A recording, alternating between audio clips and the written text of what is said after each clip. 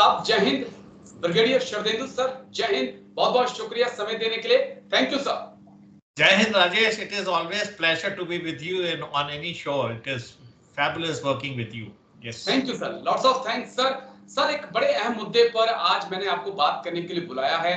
दरअसल कुछ दिन पहले मैंने मेजर मोहम्मद अली शाह सर हैं, उनके साथ बात की थी असम राइफल को लेकर, क्योंकि सर ने सर्व किया है असम राइफल में, तो कई पॉइंट्स पर बात हुई थी। और उसके बाद वो वीडियो मेरे सोशल मीडिया प्लेटफॉर्म पे है, बहुत सारे लोगों ने देखा। असम राइफल के जो जवान हैं उनको वीडियो बहुत पसंद आया सर, और मुझे लगा कि आज मैं शरदेंदु सर के साथ बैठूं, क्योंकि उनके कुछ सवाल थे, उन सवालों का जवाब मैंने तलाशना था, तो इसलिए सर मैंने आज आपको बुलाया है। तीन चार जो बड़े अहम सवाल है सर, मैं स्टेप बाय स्टेप उन पे आता हूं। सबसे अहम जो सवाल आया असम राइफल के जवानों का कि सर हम आर्मी की ड्रेस पहनते हैं, आर्मी की तरह ड्रिल करते हैं, आर्मी के ही ऑफिसर्स हमारे ऊपर कमांड करते हैं, आर्मी की तरह ही हमारी ट्रेनिंग है, सारा काम बोला हम आर्मी का करते हैं। लेकिन दिल उस वक्त दुखी हो जाता है जब पता चलता है कि हम आर्मी का नहीं, मिनिस्ट्री ऑफ डिफेंस के अंदर नहीं, मिनिस्ट्री ऑफ होम अफेयर्स के अंदर आते हैं। तो इसको लेकर क्या आगे हो सकता है सर, क्या पॉसिबिलिटी आप देखते हैं सर? देखिए, सबसे पहले तो ये एक माइंडसेट की बात है। जितनी सिक्योरिटी फोर्सेस हैं, चाहे वो पैरामिलिट्री फोर्सेस हो, आर्म फोर्सेस हो, आर्म फोर्सेस के तमाम विंग हो, एक उनका एक माइंडसेट बनता है, एक काम करने का इथोस होता है, कल्चर होता है, एक ट्रेडिशन होते हैं, उसके तहत काम होता है। देखिए, असम राइफल की ट्रेनिंग पे कोई शक नहीं कर रहा, असम राइफल की एफिशिएंसी पे कोई शक नहीं कर रहा। उन्होंने देश की बहुत बड़ी सेवा की और बहुत समय से करते आ रहे हैं। 1835 से लेके आज तक, जब से असम राइफल का रेज हुआ और आज तक, उन्होंने देश में अथक प्रयासों द्वारा नेशन बिल्डिंग में बहुत बड़ा कंट्रीब्यूशन दिया है। और जहां तक देखिए मिनिस्ट्री ऑफ डिफेंस और होम मिनिस्ट्री का सवाल है, उसके प्रोज एंड कॉन्स हैं, फायदे नुकसान हैं। बहुत सारे फायदे हैं जो मिनिस्ट्री ऑफ होम को मिलते हैं, बहुत सारे प्रिविलेजेस हैं, बहुत सारी सुविधाएं हैं, एक्शन का लेने का लेवल बहुत फास्ट हो जाता है। और देखिए, जितने पैरामिलिट्री फोर्सेस हैं वो सारे के सारे मिनिस्ट्री ऑफ होम अफेयर्स में आते हैं, और असम राइफल एक पैरामिलिट्री फोर्स है। अगर वो रेगुलर आर्मी की तरह होते हैं जैसे कि हमारे राष्ट्रीय राइफल्स हैं, तो वो मिनिस्ट्री ऑफ डिफेंस में आते हैं। तो लेकिन जब पहली बार इसको कछार लेवी के नाम से जाना जाता था 1835 में, तब से ये पैरामिलिट्री फोर्सेस हैं। देखिए, इसका जो रेज हुआ वो टी बगान में एक तरीके से जो रेडर्स आते थे उनके ऊपर रेड करते थे, उनकी सुरक्षा के लिए किया गया था। और धीरे धीरे इनका दायरा बढ़ा और उन्होंने तमाम तरीके के ऑपरेशन, जिसमें anti insurgency, aid to civil authority है, एरिया डोमिनेशन है, रोड ओपनिंग, तमाम तरीके के काम किए। तो मिनिस्ट्री ऑफ होम में होने के बहुत सारे फायदे हैं, अगर उनकी एस्पिरेशन ये है कि वो मिनिस्ट्री ऑफ डिफेंस के साथ काम करना चाहते हैं। तो देखिए, जो ऑपरेशनल रोल है वो तो आर्मी के साथ है। आप पेपर पे वो सारी चीजें काम करते हैं जो आर्मी करती है। ऑपरेशनल रोल में आप आर्मी के साथ है, तो ये एक बहुत बड़ा सेटिस्फैक्शन है। आर्मी किस लिए जाना जाता है? वो अपने रोल के लिए जाना चाहता है। क्या आप टास्क कर रहे हैं, किस तरीके से आप डिलीवरी दे रहे हैं। तो ये आप मिनिस्ट्री ऑफ डिफेंस में आते हैं, आर्मी के साथ काम करते हैं, और कोई डिफरेंशिएशन नहीं है किसी भी तरीके की आपके लड़ने, कॉम्बैट एफिशिएंसी में, एडमिनिस्ट्रेटिव एबिलिटी में, और किसी भी तरीके से जो आपका लड़ने का तरीका, जो काम करने का तरीका, उसमें अंतर नहीं है। तो लिहाजा एक माइंडसेट की बात है, ये जवानों को बताया जा सकता है कि एडवांटेजेस क्या हैं होम मिनिस्ट्री में होने के। आपकी अकाउंटेबिलिटी सिस्टम, आपका जो फाइनेंशियल है, आपके तमाम तरीके के जो राइट्स हैं वो वहां प्रोटेक्टेड, और तमाम तरीके की सुविधाएं आपको एडिशनल दी जाती हैं पैरामिलिट्री फोर्सेस और मिनिस्ट्री ऑफ होम अफेयर्स में होने की वजह से। आपने एक बड़ी अहम बात कही सर कि आरआर की जो भूमिका जम्मू कश्मीर में है, वही भूमिका नॉर्थ ईस्ट में असम राइफल की है, और ये सबसे पुरानी फोर्सेस में से एक शामिल है। शायद जो बीएसएफ, आईटीबीपी, तो उस वक्त किसी ने सोचा भी नहीं होगा जब से असम राइफल मौजूद है, अपनी ड्यूटीज दे रहे हैं। लेकिन आरआर आर्मी के अंडर है, और वही सवाल वो पूछ रहे हैं कि जो काम आरआर जम्मू कश्मीर में कर रही है आतंकियों के खिलाफ, वही काम तो हम नॉर्थ ईस्ट में कर रहे हैं आतंकियों के खिलाफ। फिर दोनों में भेदभाव क्यों? वो मिनिस्ट्री ऑफ डिफेंस में, हम मिनिस्ट्री ऑफ होम अफेयर में। आपने एक चीज और बड़ी अहम कही सर कि जो ऑपरेशनल उनकी कमांड है वो मिनिस्ट्री ऑफ डिफेंस में है, लेकिन वो कह रहे हैं कि जब वो मिनिस्ट्री ऑफ डिफेंस के हाथ में है तो हमारी एडमिनिस्ट्रेटिव भी आप मिनिस्ट्री ऑफ डिफेंस ले ले। अब इसमें तो हम बंटे हुए हैं पूरा, एक इधर से खींच रहा है हमें, एक इधर से खींच रहा है और हम बीच में फंसे हुए हैं सब। देखिए, इसको मैं थोड़े दूसरे तरीके से टेकअप जी करूंगा। देखिए, जो अकाउंटिंग सिस्टम है वो मिनिस्ट्री ऑफ होम अफेयर्स का है, ठीक जी है। अकाउंटिंग सिस्टम में क्या आता है, आपके टेस्ट ऑडिट आते हैं, आपके फाइनेंसेस आते हैं, आपके रेगुलेशंस आते हैं। आपको ज्यादा लिबर्टी है मिनिस्ट्री ऑफ होम अफेयर्स में। अगर आप ओके मिनिस्ट्री ऑफ डिफेंस में आते हैं, आर्मी के रूल्स एंड रेगुलेशन को फॉलो करते हैं, तो उसमें बहुत सारे रिस्ट्रिक्शन आ जाते हैं। सबसे बड़ा देखिए, आज की डेट में आर्मी के एनएफयू, आपके यहाँ एनएफयू नॉन फंक्शनल अपग्रेड लागू है मैं पैरामिलिट्री फोर्सेज में, वो फौज के लिए लागू नहीं है। और जो आपके फाइनेंस की जो लिबर्टी है, जो स्पीड है, जो सैंक्शनिंग पावर है, वो एक आप इंडिपेंडेंट यूनिट की तरह काम करते हैं, तो उसके एडवांटेज ज्यादा है। और जो असम राइफल में जो कार्डर जाता है सर्व करने सेंट्रल आर्मी से, उनको देखिए डेपुटेशन अलाउंस भी मिलता है, तो जी तमाम तरीके की सुविधाएं मिलती हैं। और अकाउंटिंग सिस्टम का सिर्फ अंतर है। अगर आप एक तरीके से देखें कि आपके फाइनेंसेस आपको डेलीगेट किए हुए हैं, आपके राशन, आपकी एडमिनिस्ट्रेटिव रिक्वायरमेंट, आपका फाइनेंस का जो आईजी असम राइफल उस हेडक्वार्टर से फ्लो डाउन करता है। और जो जहां तक फंड एलोकेशन का सवाल है, मेरा मानना है कि मिनिस्ट्री ऑफ होम अफेयर्स में किसी भी तरीके का रिस्ट्रिक्शन नहीं है,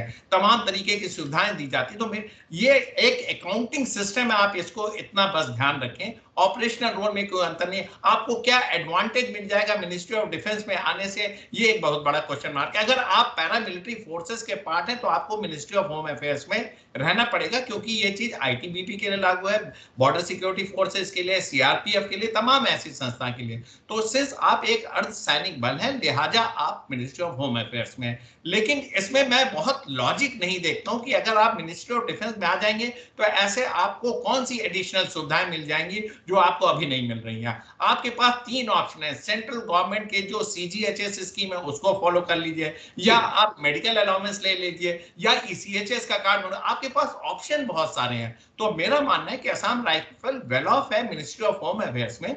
लेकिन जब आपको ऑपरेशनल रिक्वायरमेंट आएगी, टैक्टिकल रिक्वायरमेंट आएगी, ट्रेनिंग, और जहां तक हथियारों का सवाल है, वो सारा कुछ आपका मिनिस्ट्री ऑफ डिफेंस से फ्लो होता है। तो इसमें मैं बहुत लॉजिक नहीं देखता हूं कि मिनिस्ट्री ऑफ डिफेंस में होना चाहिए और एमएचए में नहीं होना चाहिए। एक व्यूअर्स है, उनका साथ साथ में सवाल है कि सर पेंशन तो सेंट्रल सिविल पेंशन लिखा जाता है, पेंशन के वक्त हमें सिविल पेंशनर लिखा जाता है, पूरी जिंदगी हम वर्दी में निकाल देते हैं, लेकिन जब पेंशन का वो कागज मिलते हैं तो उसमें सिविल पेंशन हमें लिखा जाता है।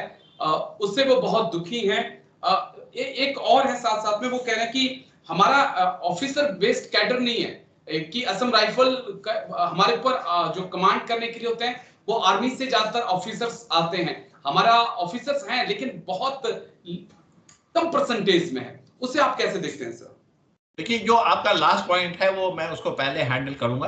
देखिए, जहां तक ऑफिसर कार्टर का सवाल है, आज की डेट में जो मेरी जानकारी है उसमें 80-20 है। 80% आर्मी का कार्टर है और 20% उनके असम राइफल के जो जवान प्रमोट होकर ऑफिसर बनते हैं वो कार्टर है। लेकिन इसमें अगर वो चाहते हैं, अगर उनका, आज की डेट में देखिए हर एक के एस्पिरेशन लेवल बहुत ज्यादा है। हर आदमी अपने तरीके से अपने ऑर्गेनाइजेशन को लीड करना चाहता है। अगर उनकी ये संख्या, देखिए जवान से प्रमोट के वो अफसर बनते हैं, डायरेक्ट ऑफिसर कार्डर का इंडक्शन नहीं है। अगर डायरेक्ट ऑफिसर कार्डर का इंडक्शन होगा तो इन ऑफिसर्स में, और जो बीएसएफ है, सीआरपीएफ है, सेंट्रल पैरामिलिट्री फोर्सेस है, उनके ऑफिसर का इंडक्शन की तरीके से ही होगा।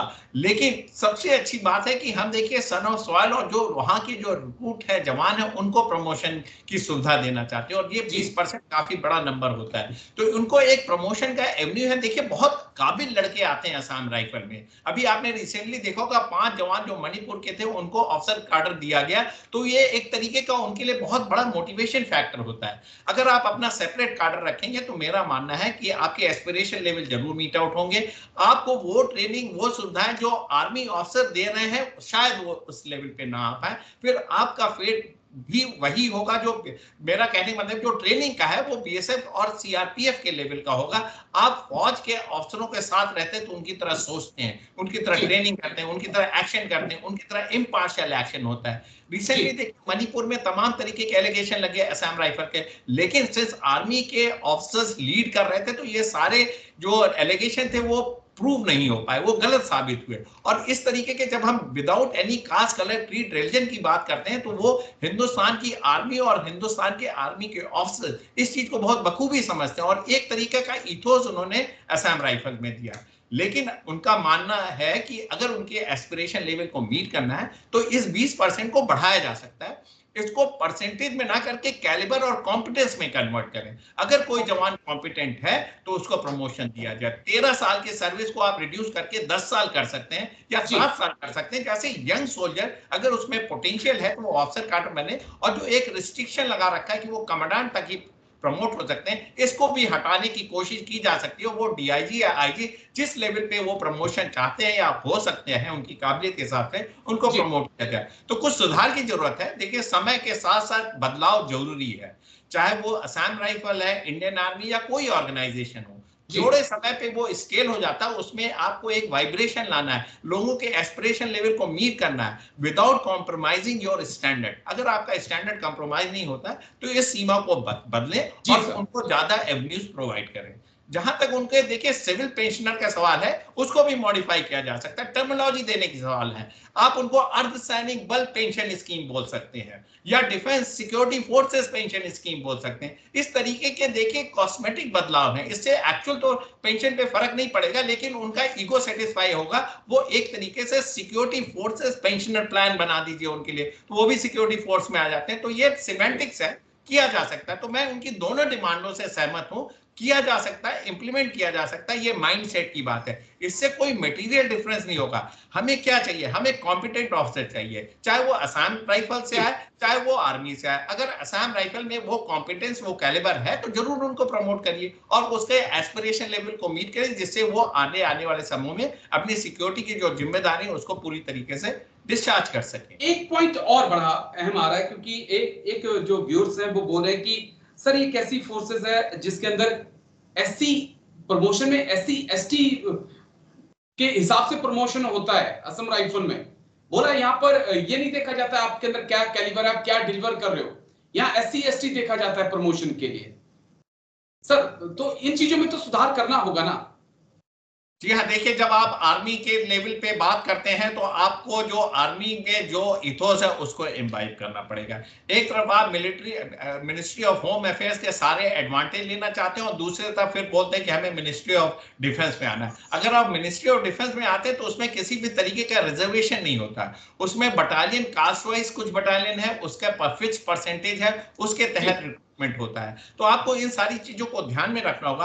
आप बेस्ट ऑफ एवरी सिस्टम नहीं ले सकते हैं। अगर आप मिनिस्ट्री ऑफ होम अफेयर्स में तो उनके जो सेंट्रल गवर्नमेंट के और जो संविधान की जो सुविधाएं हैं वो आपको मिलेंगी। उसमें आपको एससी एसटी का रिजर्वेशन, इसके तहत आईपीएस में भी ऐसे ही प्रमोशन होते हैं, पैरामिलिट्री फोर्सेस में भी ऐसे ही प्रमोशन होते हैं और असम राइफल में भी होते हैं। और ये टेस्ट ऑफ द टाइम है, वो टाइम एंड अगेन ये प्रूव हो चुका है कि इस तरीके की चीजों ने रिजल्ट दिया है। तो आप एक तरफ तो अपने को पूरी तरीके से कॉम्बटाइज रखते हैं, दूसरे तरीके से एससी एसटी और का रिजर्वेशन के तहत प्रमोशन लेना चाहते हैं। लेकिन सबसे बड़ी बात होती है वो आपका एक्सपीरियंस।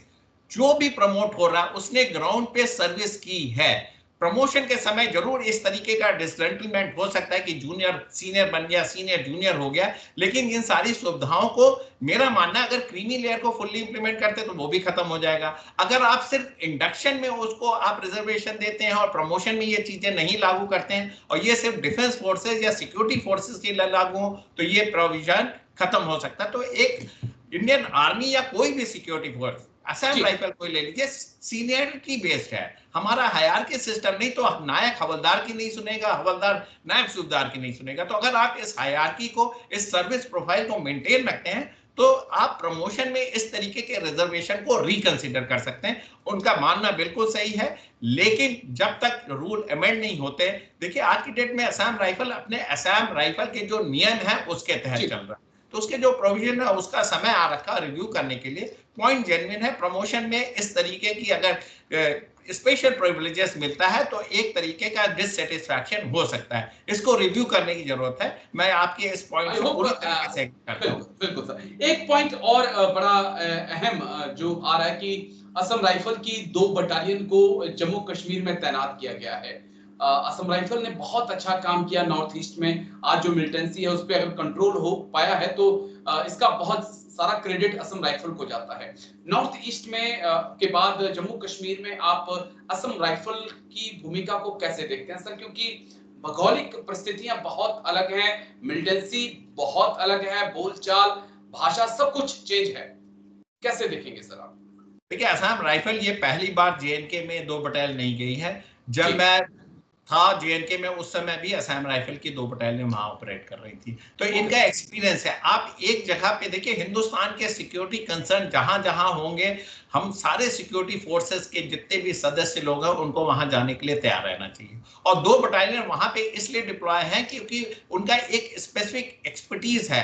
एंटी इंसर्जेंसी में आप असम राइफल का महारत हासिल है, वो तमाम तरीके की इस तरीके की एंटी रॉयट, एंटी इंसर्जेंसी में वो उनका जो इंटेलिजेंस नेटवर्क है, जो काम करते हैं, वो अलग किस्म का है। तो देखिए, हिंदुस्तान आर्मी के ऑफिसर उनको कमांड करते हैं, उनके कार्डर बेस्ड ऑफिसर भी बटालियन में होते हैं। तो अगर वो असम में ऑपरेट करें या जेएनके में ऑपरेट करें, हमारा मोडस ऑपरेंडी वही है, सिखलाई वही है, इंट सेटअप वही है। और जो आप काम करते हैं, जो लोगों के बीच में अपनी पैड बना के जो इंटेलिजेंस गैदर करते हैं, उसमें असम राइफल का कोई तोड़ नहीं है। तो लिहाजा वो बहुत सक्सेसफुल ऑपरेशन कर रहे हैं। और हमारा मानना है कि ऐसा कोई उनके दिमाग में हिचक नहीं है। वो देखिए, उन्होंने आईपीकेएफ के भी ऑपरेशन में वो कहते, श्रीलंका में भी उन्होंने ऑपरेट किया था। तो इस तरीके की चीजें हैं। सिक्योरिटी फोर्सेस के लिए ये इशू नहीं है। ये क्वेश्चन इसलिए रेस किया जाता है जिससे कि आप अपने मुद्दे को सेंसिटाइज कर सके। लेकिन अगर आप उस बटालियन के कमांडेंट या असिस्टेंट कमांडेंट, एडजुटेंट या उनके जवानों से बात करेंगे तो वो सेटिस्फाइड है।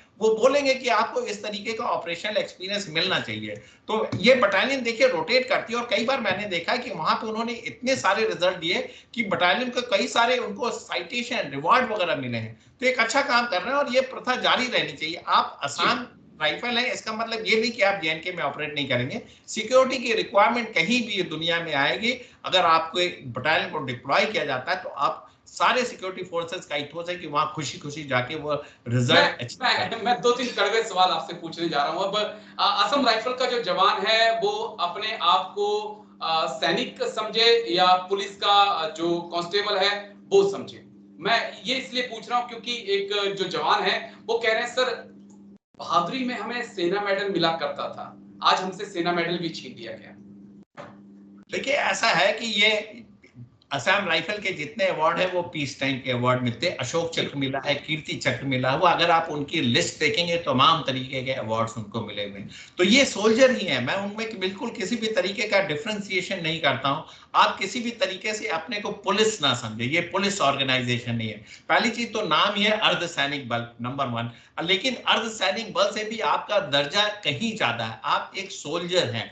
आपके जो कमांड चैनल है, आपकी जो ट्रेनिंग है, आपकी सिखलाई है, वो सारा कुछ किसी भी सैनिक से कम नहीं है। तो ये दिमाग से निकाल दें कि आप पुलिस हैं, नंबर 1। नंबर 2, आप सिक्योरिटी फोर्सेस के एक अहम किरदार निभाते हैं, एक अहम रोल प्ले करते हैं। और आप भारतीय सेना के पेपर पे हिस्सा ना होके, लेकिन ग्राउंड पे आप जरूर हिस्सा हैं हिंदुस्तान आर्मी के। जी, बस 2 सवाल शायद एक साथ ही उनका जवाब आप दे दीजिएगा क्योंकि लंबा वक्त मैंने आपसे ले लिया है। एक सवाल ये कि क्या आने वाले वक्त में भारत सरकार सोच सकती है, क्योंकि एक लंबा तजुर्बा, लंबा बैकग्राउंड, लंबा इतिहास असम राइफल का है, तो क्या इसे मिनिस्ट्री ऑफ डिफेंस में आने वाले वक्त में शामिल किया जा सकता है? क्या इस पे विचार किया जा सकता है? और दूसरा ये कि क्या हम वाकई में असम राइफल की जो एफिशिएंसी है, जो उन ऑपरेशन करने की उनके पास क्षमता है, हम उसका सही में इस्तेमाल कर पा रहे हैं, या आर्मी में आ जाए तो हम ज्यादा बेहतर तरीके से उसका यूज कर सकते हैं, उस मैन पावर का?